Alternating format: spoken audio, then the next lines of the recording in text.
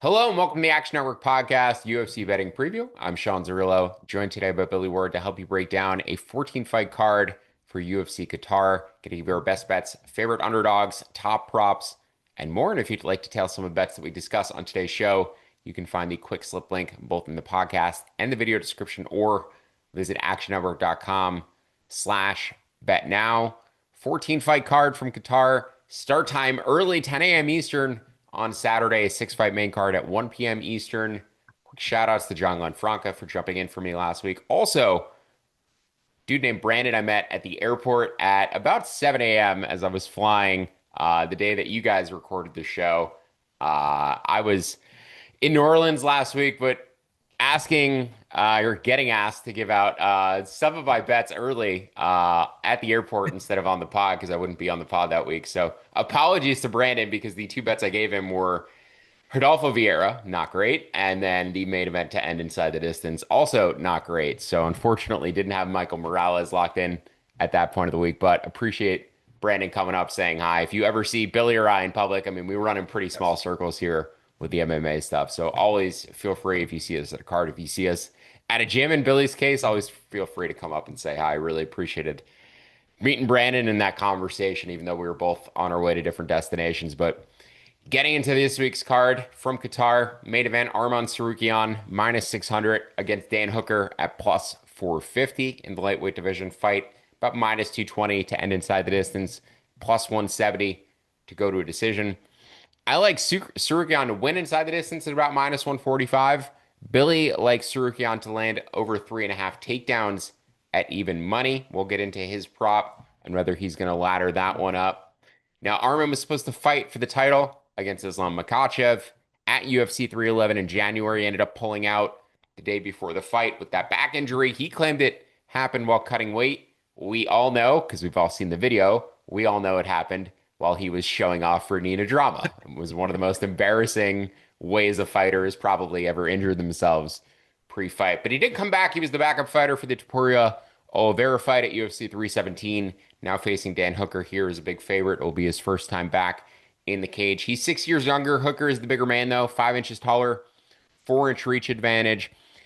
Tsarukyan has the better striking stats at range. Granted, Hooker has faced the better competition striking-wise throughout his career, but Tsarukyan plus 2.2 strikes per minute at distance. Hooker just 0.3. Tsarukyan also the grappling upside as well. 78% control rate, just 64% for Hooker, but the takedown averages, Tsarukyan averaging 6 per 5 minutes of distance, Hooker just 1. So the pace overall, the grappling pace for Tsarukyan certainly should be what puts him over the edge here. The control time is capable of controlling dudes on the ground. And despite Dan having pretty good takedown defense, despite him being a pretty decent offensive grappler in his own right, or at least an offensive wrestler capable of mixing it up, I think his bottom game is the weakest area of his entire, grappling skill set. Curious if you kind of agree with that, Billy. But once you have Dan Hooker down, I think it is possible to actually land damage on him, potentially find a submission. I don't believe Arman has submitted anybody in the UFC.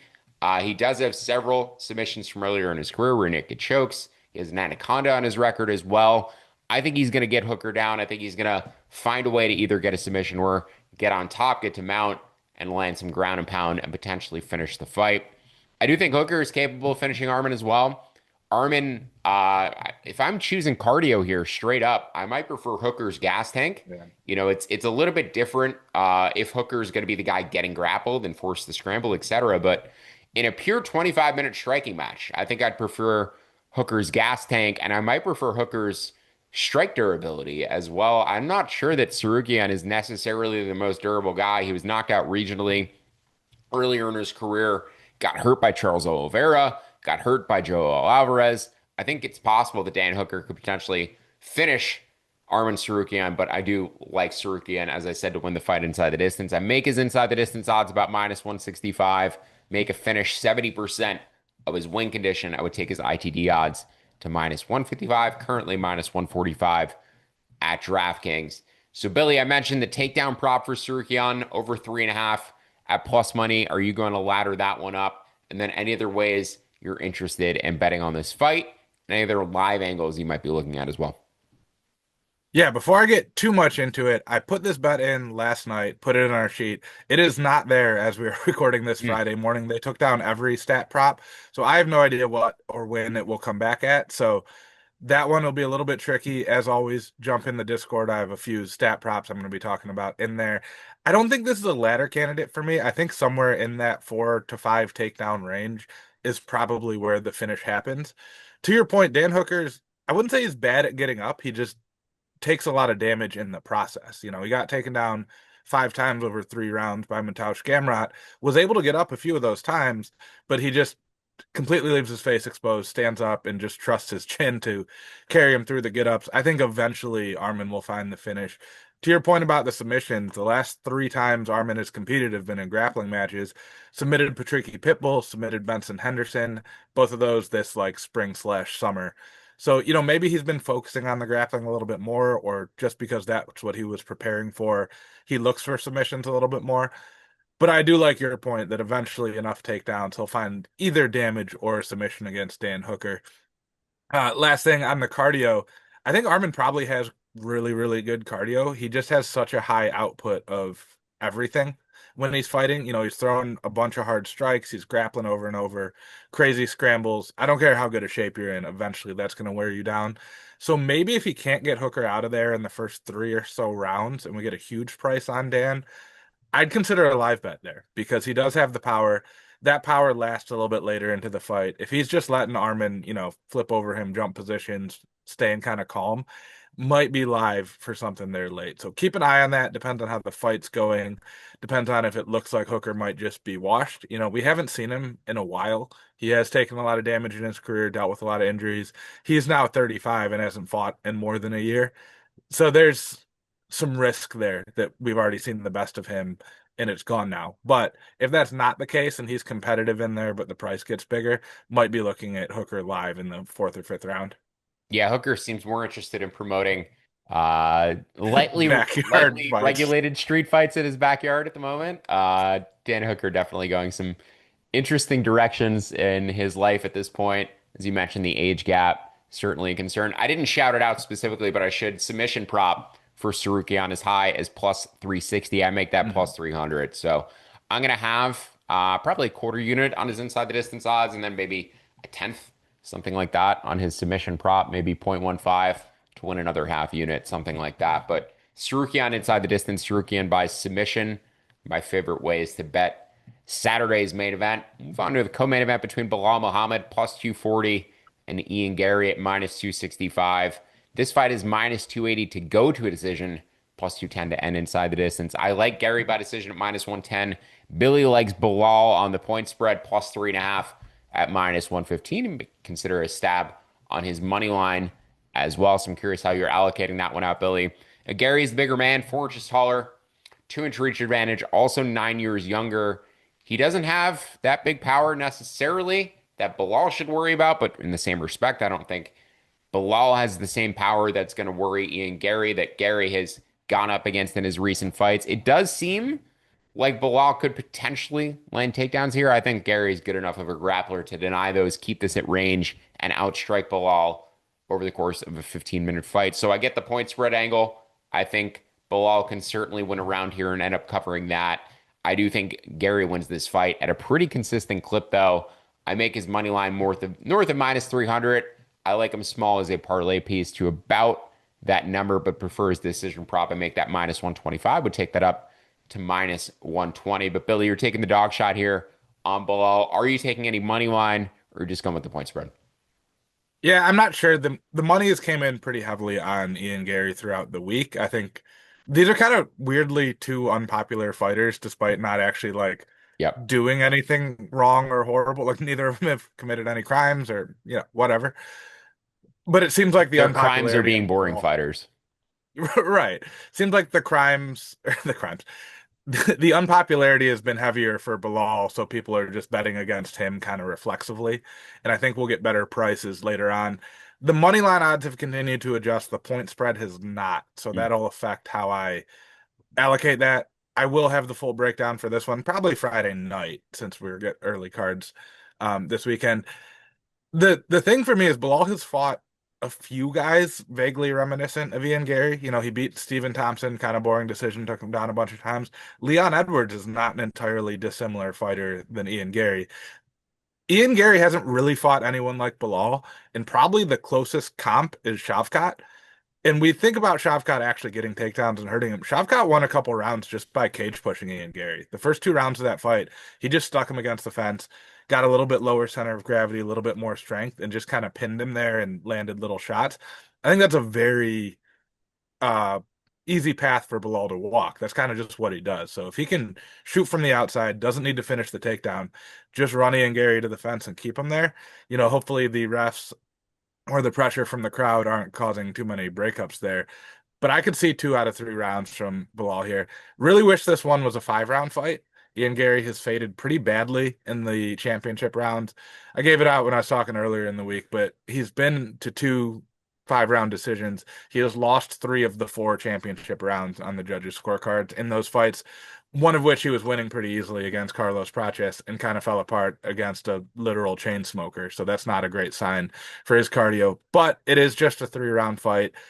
If it were 5 rounds, I'd be much more confident in Bilal. As it stands now, less confident, but be sure to check out the article I have later for how that's going to break down.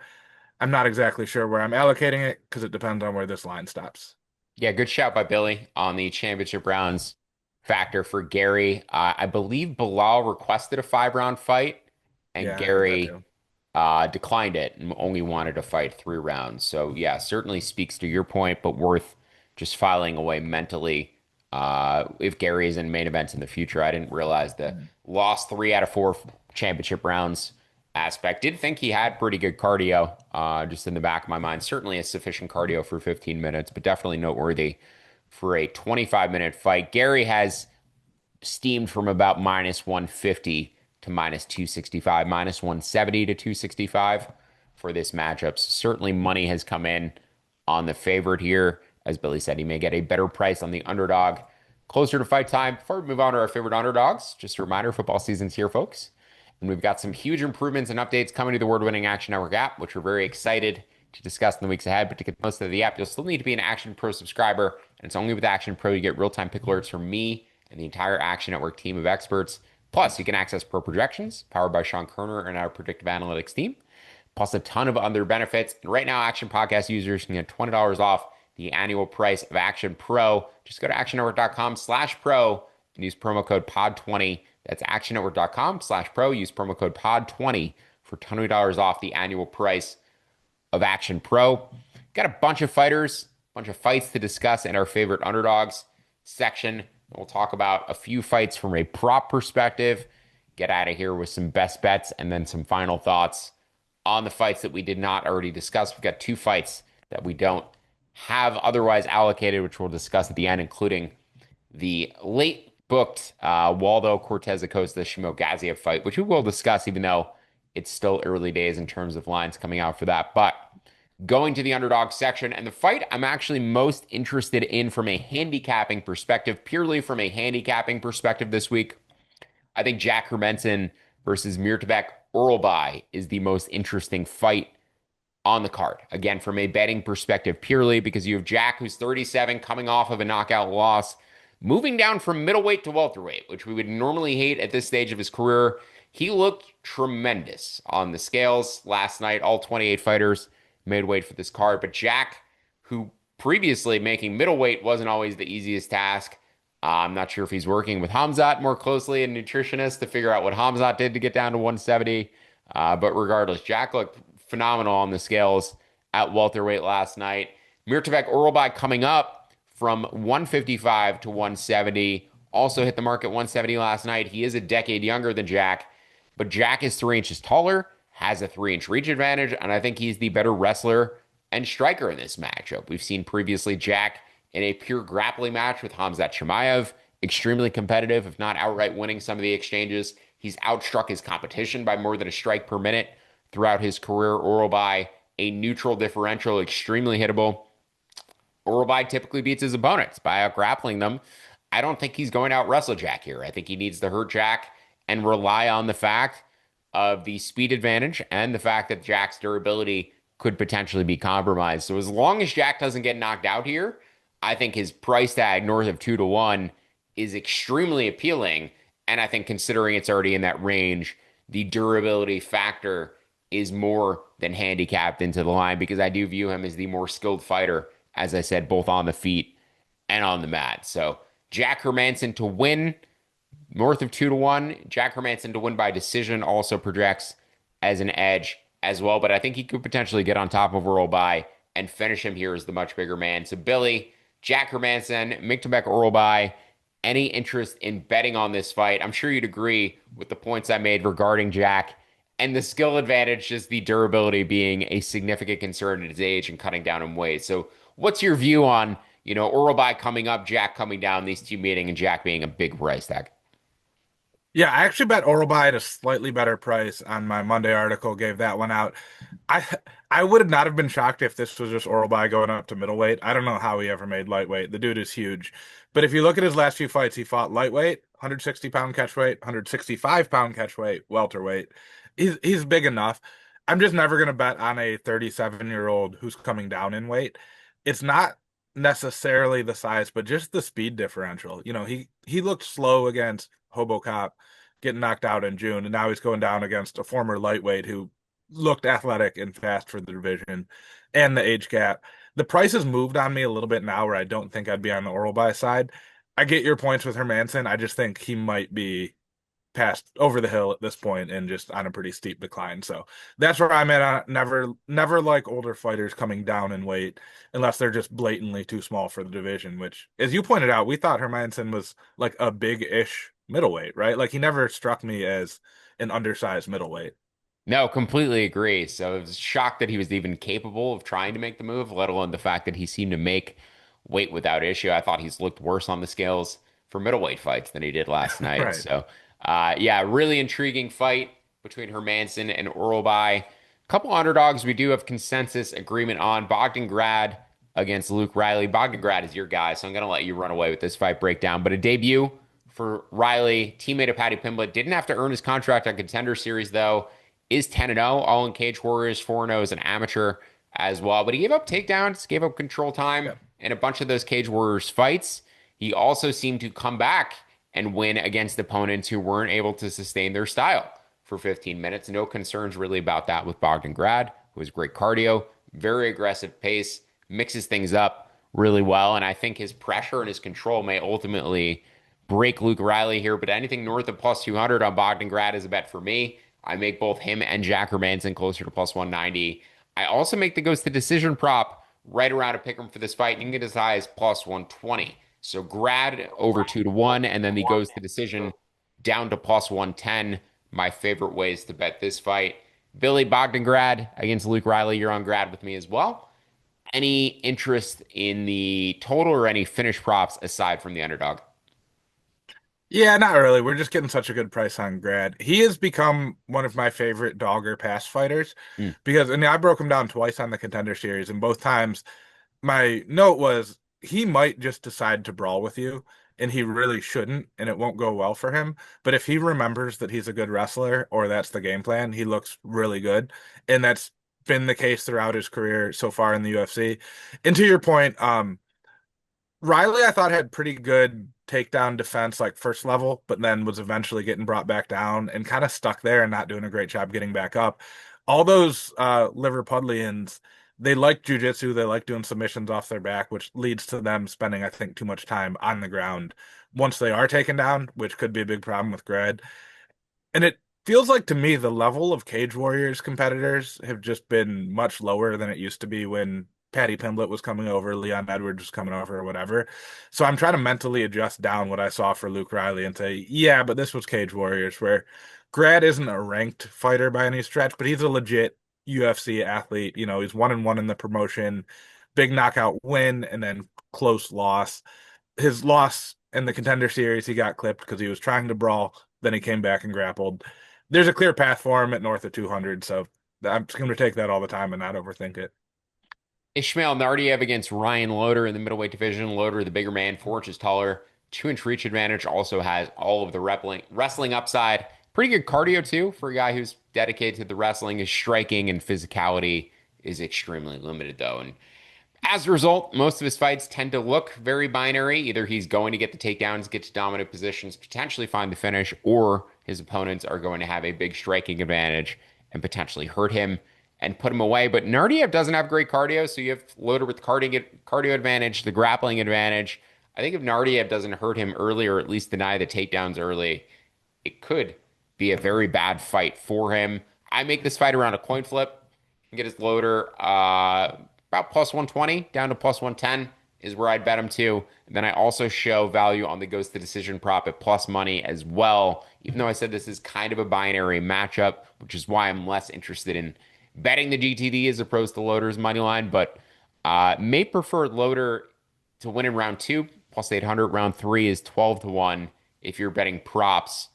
But the goes to decision did show up as a potential value bet for me as well, in addition to Loader's money line. So Billy Ryan Loader against Ishmael Nardiev. I assume you're not interested in the total, but you do like Loader as the side. Yeah, I think the total going over probably correlates with Loader winning just because he's going to grapple. As you point out, he's very limited in terms of what he can do. It's wrestle. He won the Ultimate Fighter, what was that, 32, 31, something like that. Pretty much just wrestling. Only been an MMA fighter for about 4 years, but was a D1 All-American. Nardiev coming back to the UFC. He had a stint from like, were they all 2019, 2020? Left after getting grappled to death by Sean Brady at welterweight, came back as a middleweight, got taken down twice by Jung Young Park and stuck there, the Iron Turtle in his last fight. Iron Turtle, good grappler. He's not a D1 All-American. So if Jung Young Park's going to do that to you, I think Loader's got the same plan. I'll be worried about Loader just getting clipped and killed on the feet like he did against Bekaev in his last fight. That is always a concern, but at plus money against a guy who's proven himself very grappleable and without big power, I think that's pretty easy dog shot. Dog, I like a prop on the favorite, I believe, for you here. Alex Perez against the Sue Almabayev in the flyweight division.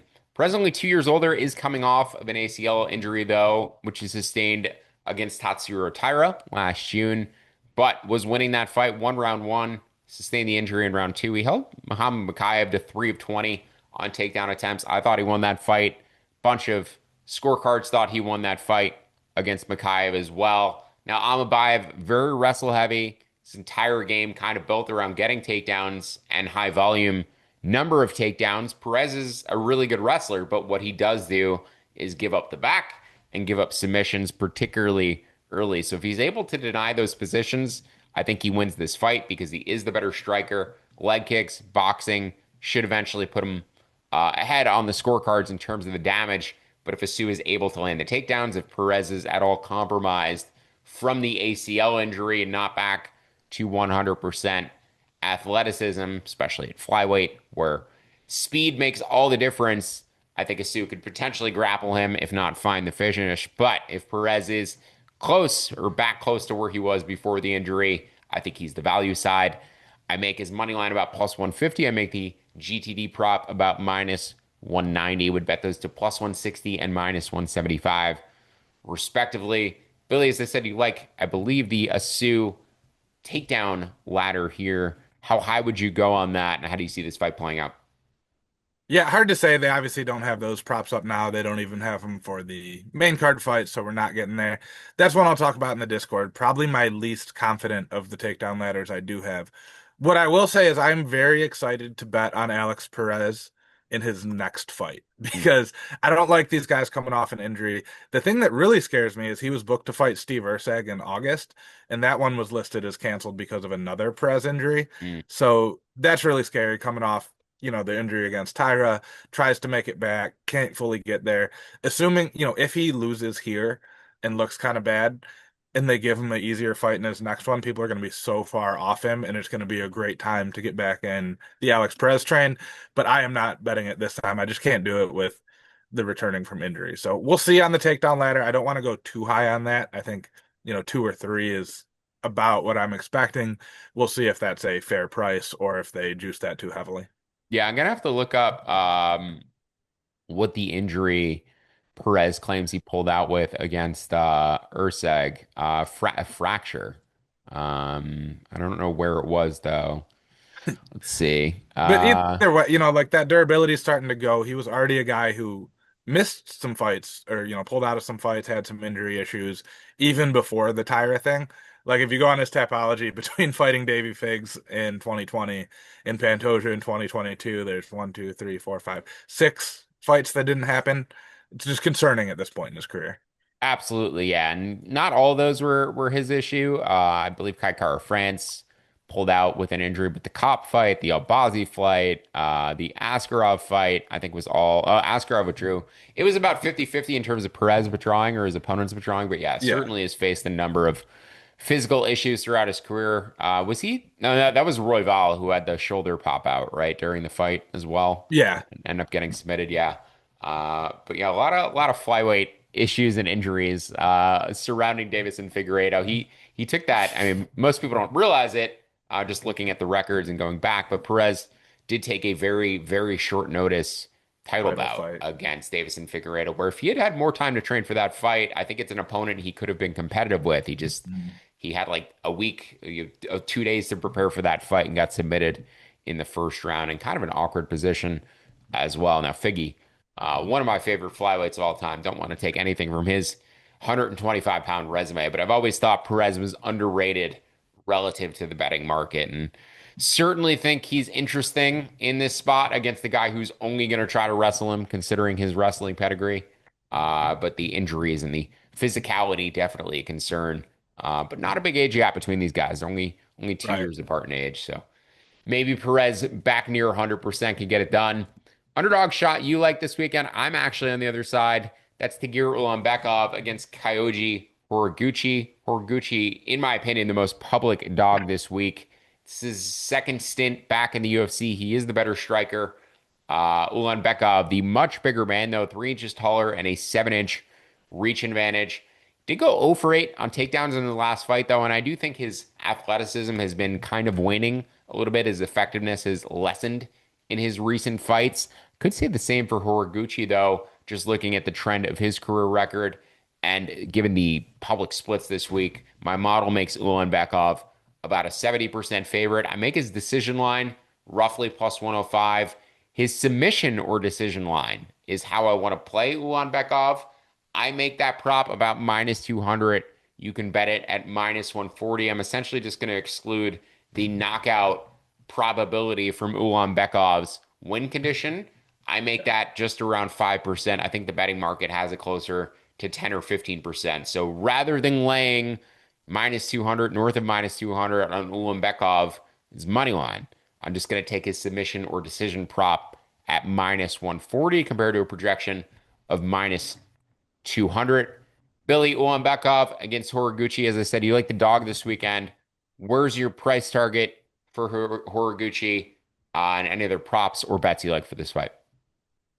Yeah, I think your angle on the Limbackhoff is pretty sharp and is actually speaks to why I'm on Horiguchi because Horiguchi is still, in my opinion, just from watching the tape, as athletic and as skilled as he's ever been. It's his chin that has caught up to him, and he's taken some bad shots. Ulanbekov never knocked down anyone, never knocked out anyone. Or no, he did knock down Cody Durden. Good for him. I forgot about that one. But not a big striker, pretty much just wants to wrestle. Negative striking differential on the feet, all those things. Horiguchi's been training with American Top Team. He's got pretty good grappling. He's not a great wrestler, but I think he's got enough, judo and get ups and stuff like that that he can get it back to his feet. And some of those rounds that 5, 6 years ago would have definitely gone to Ulanbekov because of a takedown, all Horiguchi needs is a couple shots to sway it his way. So I got him. I think I have what plus 190 in the sheet. Is that correct? Plus 180. I think I'd play it down to about plus 160. If you are on the Ulanbekov side, yeah, the submission or decision is the way to play it. He's not a guy who's even really looking to do much damage striking. Yeah, I would just beware, hoping for decisions in close fights in the Middle East, in Qatar, with non-Muslim fighters or True. non-local fighters. Just beware.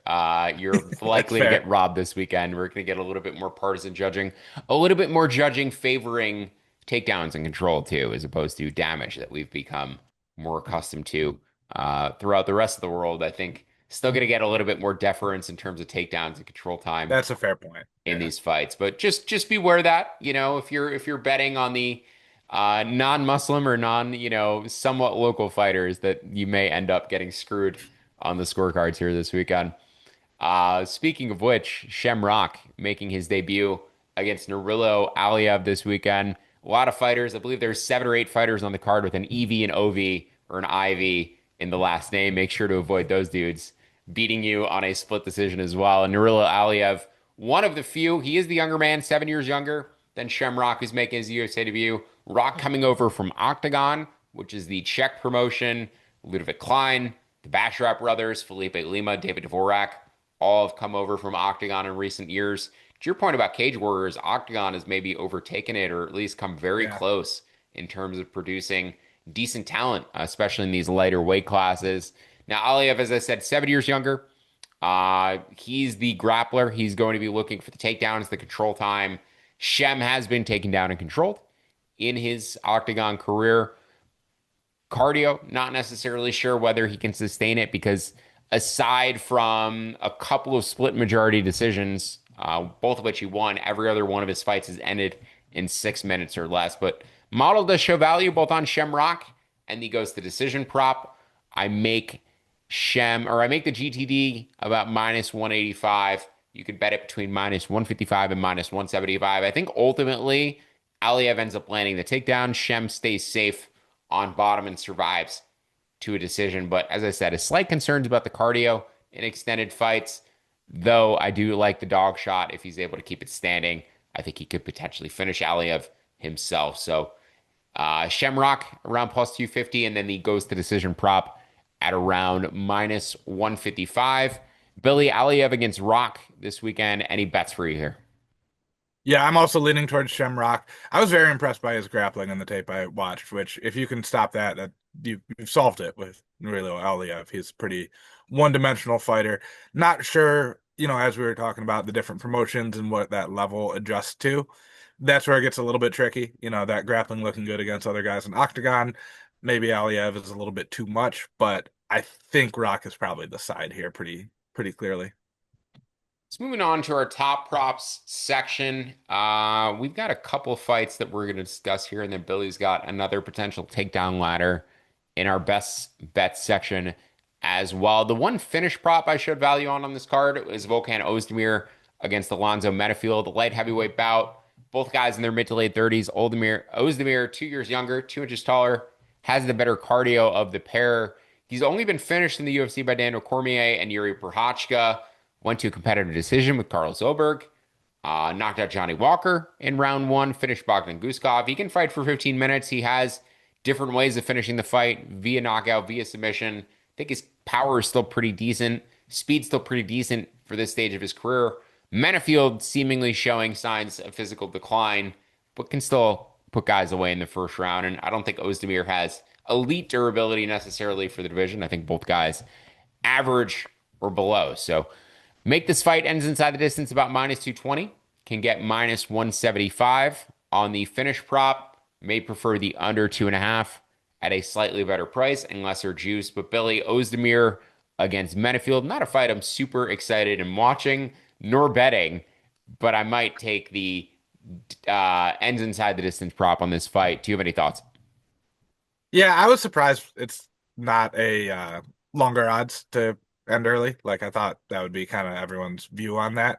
Both guys a little bit old, a little bit durability issues can still pop. But yeah, this is of all the fights on the main card, probably the one where I'm most likely to go make myself a McDebeck oral pie or some other kind of snack for the time being and just take a break from that one. Not super interested in the stakes here in this 205 fight. Yeah, at oh man, I gotta get the handle. UNI VRSL MMA, so Universal MMA on Twitter.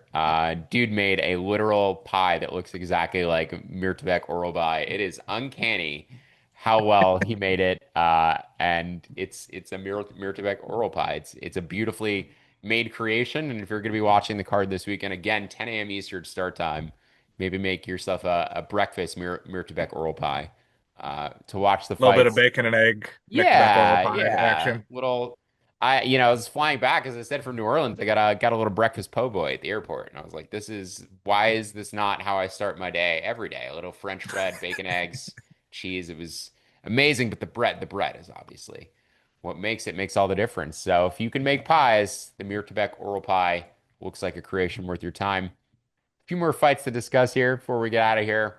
Abdul Rahman Yakayev against Rafael Sturkaria. Yakayev is already at minus 1,300 or higher. I see minus 2,000 at one of the Yep. books in the market. He has a 2-inch reach advantage. He won on Dana White's Contender Series in 30 seconds, but more so, Sturkaria 0-3 in the UFC. 2 losses by round one knockout. Got dominated by Julius Walker as well. Yakayev seems like a pretty serious prospect. He's very well rounded. I believe he's a master of sport in both Sambo and MMA. I think he's the first master of sport in MMA I've seen. I'm sure there are others. I think Russia probably just didn't start awarding them until like a little bit after Piotr Jan was like developing as a prospect. So it's funny to see masters of sport in MMA. I don't know if I agree with it. I feel like you can only be a master of sport in a discipline, not in the entire area of MMA. But I think it does speak to Yakayev's potential level as a prospect. His round one knockout prop is plus money, plus 140. I think that's how I'd bet this fight in a fight that is heavily juiced.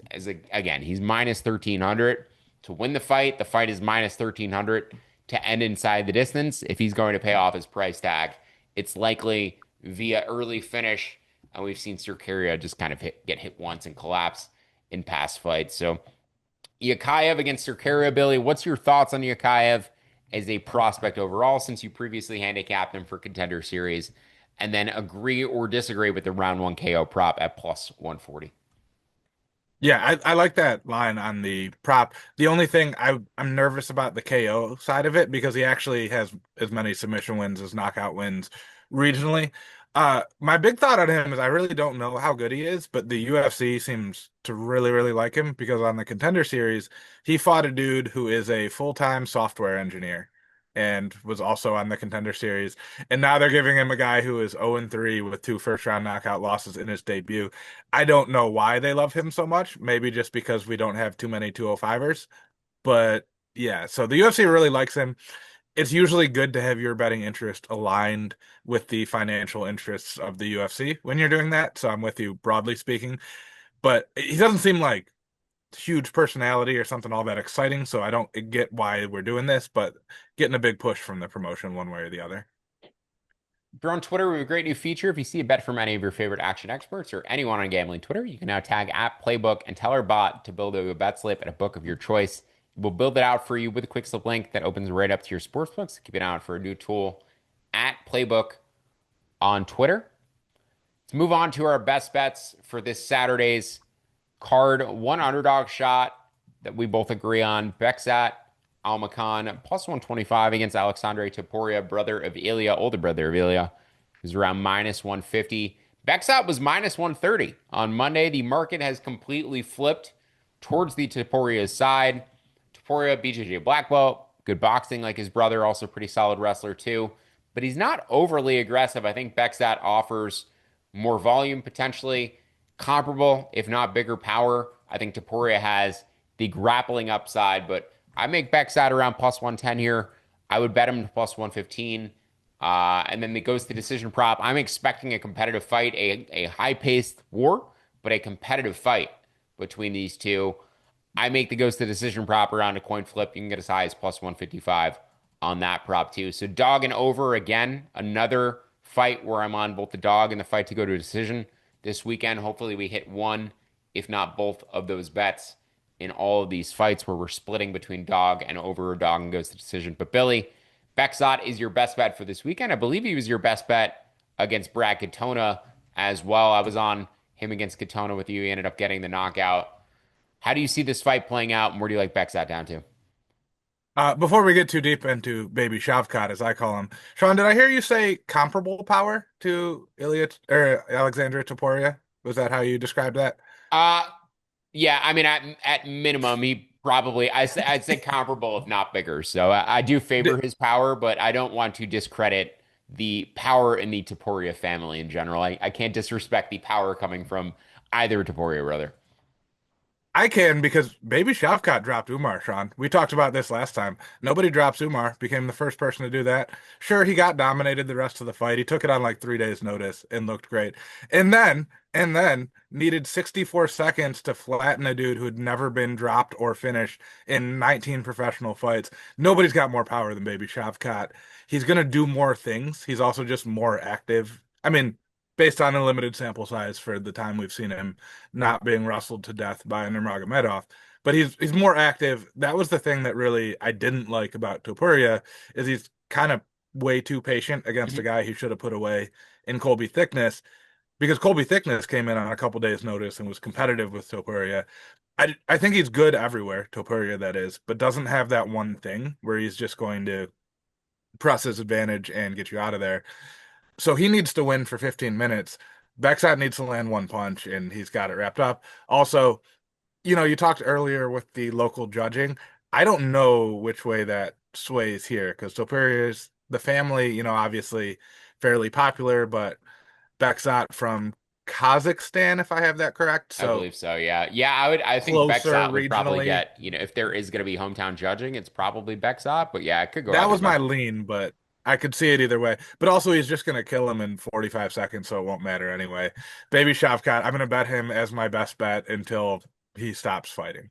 Like, it's just, we're going to ride this one all the way to the top. You tell me he's fighting Marab next time, best bet, Bexat. Here we are. Dial it in. My best bet for this weekend, the first fight on the card, Denzel Freeman against Marek Bulio, both making their promotional debut at heavyweight. Now they're fought on Dana White's Contender Series.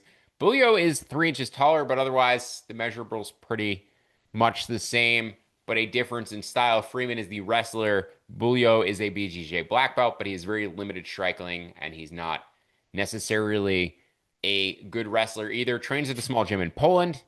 All of his wins came inside the 2 minute mark against guys with losing records.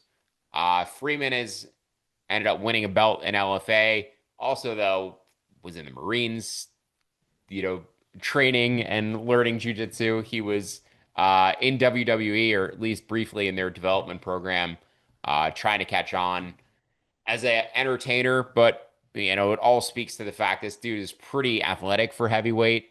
I believe he was a junior college national qualifier, but Greco-Roman wrestling style not something we always love. I think the big advantage here, though, for Freeman is the cardio. This is a guy who trains full time in Colorado, and even though he's taking the fight on just 1 week's notice, he prides himself on his cardio and outlasting these other heavyweights and the fact that Bulio has never been past the 2 minute mark in a fight. I think Freeman is going to finish him in the second or third round. So Freeman round two at plus 430, round three at plus 900. But I also make his money line about minus 325. You could bet him at about minus 200, and I would take him all the way up to minus 300. I laid the minus 200 last night. I may end up adding the round two and round three finish props as well. You could also take his inside the distance odds too. I make his ITD prop about minus 185. You could bet that up to minus 170. So Denzel Freeman on cardio against Marek Bulio in the first fight on the card. Billy, you like a potential Freeman takedown ladder here? Could definitely see that being a good approach considering the wrestling differential, but the fact that Bulio probably is the better BJJ and can, push off, kick off, and scramble back to his feet, and Freeman just re-wrestles and gets him back down. So the more athletic Denzel Freeman, how many takedowns do you see him potentially getting here? And if a takedown ladder prop, comes out closer to fight time, where are you betting it up to? Yeah, I'm looking for ideally the base prop to be 1.5 because I think that second takedown might be all the takedowns that Bulio withstands. Like the limiting factor will be how many times Bulio can survive getting lat dropped or whatever cool stuff Denzel Freeman's going to do, not how many takedowns Freeman can actually pull off. So ideally, we get the base prop at like 1.5, and then big plus money on 2.5 or 3.5 overs. We will see. I don't know that they'll even give us this prop on this one. But I also love the money line. This is basically just week 11 of the Contender Series for some reason, tacked on the beginning of an actual UFC card. But Freeman's last two fights were against Contender Series opponents. He beat Fat Max Holloway, Stephen Asplund. by second round submission. Lat dropped Asplund like 3 times in the fight. We were talking about his Greco experience. You don't see a lot of Greco guys. I can't tell you last time I've seen a heavyweight pull off a lat drop, even in just like grappling competition, much less in MMA. So that was pretty cool. Then ground and pound Hugo Kuna, who also fought on the Contender Series in his next fight. Big athletic heavyweight. And more importantly, Sean, I am sick of betting on these jujitsu guys coming over. I love jujitsu. I train jujitsu all the time. It's not working out. We're getting Buchecha killed. A couple of the female fighters coming over. It's not gone very well. I just can't do it on these guys. Like, oh, but they're a good submission. It doesn't translate anymore. Sport jujitsu has gone too far away from an actual fight for that to work the way it used to. So just on principle at this point, I'm going to be betting someone who doesn't do jujitsu with a comparable resume against someone who does do jujitsu just because I'm sick of it. I've lost too much money betting on guys because they're good at jujitsu. Yeah, it would really be funny if like you said, Buchecha, we had another high level women's grappler come over recently who couldn't finish her fight or at least struggled to finish it early. Yeah, it'd be funny if those fighters, struggle to get the finishes in their setup matchups, and then Freeman is the one who ends up getting submitted by a dude who hasn't beaten anybody with a winning record yet. So definitely like Denzel Freeman as a favorite in the first fight on the card. I hate making the first fight on the card my best bet, but so be it. Very heavily overweight the market is as well. Prediction market to Bulio, and the betting percentages tipping it back towards Freeman's. My model heavily skewed towards Yeah. Denzel Freeman this weekend. As I said, I make him closer to minus 330. Two fights we did not get to, which we'll briefly discuss before we get out of here. First, Nicholas Dalby against Sagid Izagakmaev. Yeah, I nailed that pronunciation first go. Dalby is the value side of my model, but he's 41 coming off of his first career KO loss. I think he's the very obvious B side here, knocked out by Randy Brown, who also just got knocked out by Gabriel Bonfim. So Dalby, I think, at the stage of his career, very difficult to click the button considering his chin just may be shot after a number of wars and showing elite durability throughout his career. I think finally getting knocked out is a very concerning sign. So no matter how high the line gets, Billy, I'm not really interested in pulling the trigger on Dalby, but I would say it's probably Dalby or pass from a betting perspective, just looking at pure value. Do you have any thoughts or bets on Dalby against Izagakmaev? Yeah, I said somewhere earlier this week, if this fight were happening like a year ago, I'd be rushing to the counter to get in the point spread Mm, on Dalby and then a little bit of money line. Izagakmaev hasn't fought in 3 years. Fairly public like contract dispute with ONE FC. mm. His last fight was knocking out Shinya Aoki super fast, which normally, Shinya is like 40 years old when that fight happened. You'd say, yeah, that doesn't really count for much. But Aoki is younger than Dalby is now and in a kind of similar career spot. So I think it's a Gakmaev early knockout at some point, makes him a good DFS play. Again, a couple years ago, this is a fight where I would have bet a ton on Dalby. He would have won clearly in our eyes a 29-28 decision, but one judge would have had it 30-27 the other way, and all the bets would have lost. Because that's what happens to Nicholas Dalby in the Middle East, I feel like. But I think now at this point, quick turnaround from a knockout loss, way too old. He probably just gets knocked out. Yeah, I think our consensus agreement, just go ahead and pass on that fight. Wouldn't bet either side. I think Dalby was the side, but as a result of us, deciding you should pass, I think just go ahead and pass there. Waldo Cortez Acosta against Shamil Gaziev. This was the last or the late replacement fight because Gaziev was supposed to fight Sergey Spivak. Spivak pulled out.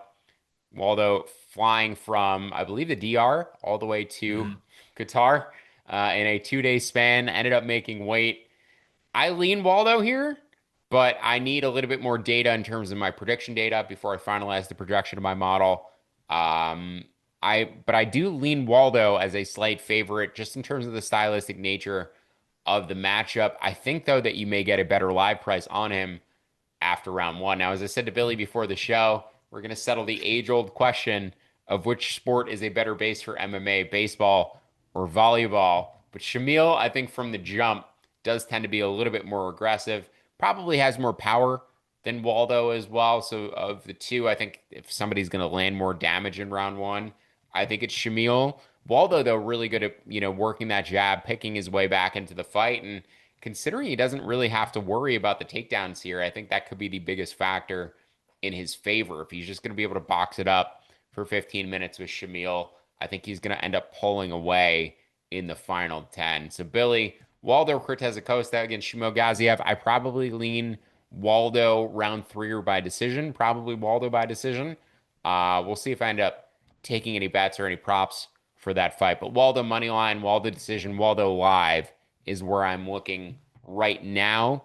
Do you have any thoughts about where your bets might be headed, or if you're just going to pass on this one? Probably gonna pass. I lean Gadziev, not for any like in cage stuff, but Cortez Acosta, I believe, flew from the Dominican Republic to Arizona to get like medicals done and meet up with his team, and then all the way to Qatar in like 2 days, which is rough on anyone, Yeah. right? I don't know if he has to cut weight to make 265. The fact that he weighed in right at the limit tells me he might have also been cutting at least a little bit of weight there, or maybe not, cutting, but like skipped some meals, didn't drink any water on the flight, spit out some, chewed on some gum and spit out the juice type situation. Might have been what happened there. And also, he just doesn't strike me as a guy who gets a weird knockout victory over Ante Delia, where they gave him the performance of the night bonus. He strikes me as a guy who's going to go out and live his life and spend that bonus more so than be right back in the gym training as hard as he possibly can. I don't know that. Like, that's the vibe I get from the Salsa Boy as a person. So that makes it real tough to then turn around and fight 3 weeks later. Great career choice for him, win, lose, or draw. Just being able to step up. Probably got some extra, pay on his purse for this one. You're doing a favor for the UFC after a weird win over Ante. So like it for him. Shout out to him. Like, dare to be great, blah, blah, blah, all the cliches. I just don't know how great of a spot it is for him. Yeah, also worth noting in that, that anti fight, he was technically TKO'd. Definitely got rocked, right? Like, Yeah. regardless of, whether he was finished or not, he definitely got rocked in that sequence. And Hmm. that was only a matter of 3 weeks ago. So, regardless, this is his fifth fight, I believe, of the year. You could point to cumulative damage potentially being a concern. There are reasons, why you should be concerned. Laying juice on Waldo pre-fight, the travel, the weight cut on the plane, lack of nutrition, lack of water, and then also just the damage he's taken throughout the year. This is his fifth fight of 2025. So a lot of respect to Waldo for taking this fight on short notice. Certainly deserves a title shot or close to it if he ends up pulling off the win. Uh, go ahead and leapfrog him over Cyril Gane. I'm tired of watching. Tom's gotten so much hate for getting injured. Can we give Cyril Gane more hate for fouling people and eye poking Yes. people? Like, can we keep the same energy and the same hate towards Cyril Gane for constantly in every one of his fights? Because I don't know how many people have watched the fight back or watched the sequences back. He eye poked Tom 3 times in the first round. It was the third one that ended up stopping the fight, but Tom got eye poked twice even before the fight ended up stopping. So tired of watching Cyril Gane eye poke people. I know Cyril Gane should technically get the rebooking. But if Salsa Boy finishes Shamil Gaziev, give the fight to Shamil, or at least, or I should say, give the fight to Salsa Boy, and Waldo. at least let him fight Yeah. for an interim title or something like that, because he certainly deserves it. Taking this one on short notice with the wins he's had. But Billy, any final thoughts before we wrap up for this week? And then we're going to be off for a couple of weeks because the promotion won't be back until I believe December 9th, the next pay-per-view. Yeah, 1 week off for Thanksgiving, then I think they're right back. But yeah, no, final thought, no other sport do we get mad at a guy for being fouled, right? Like we're never like, how dare you get face masked, Josh Allen? We yell at the guy who did the face masking. It's the weirdest thing in MMA. I don't know why we're doing that. I'm 100% with you. Give Salsa Boy a title shot. Give Derek Lewis the fight against Tom Aspinall at the White House. I don't care. I've had enough of Cyril Gane. Make him fight John Jones for the eye poke title. That can be the newest fake belt. The EMF belt or something. We'll work on the name. We'll We could let workshop it. Daniel Cormier be the lone judge for that contest as well, since his Or the ref. operating Let Daniel expertise Cormier ref it. Yeah. in the area. Yep, he could. Yeah, he could ref it too. That's fine. Ref and judge. That'll do it for a Yeah, UFC betting whatever. preview for this week. You can find more UFC betting content for both Billy and myself on actionnetwork.com. And if you'd like to instantly tail some of the bets that we discussed on today's show, look for the quick slip links both in the podcast and the video description, or visit actionnetwork.com/bet now. Don't forget to download the free award-winning Action Network app and sign up for Action Pro for immediate access to expert picks and analysis. Best of luck with all your bets this weekend. Enjoy the violence. Thanks for listening. Said we'll see you back here in 2 weeks. See you next time.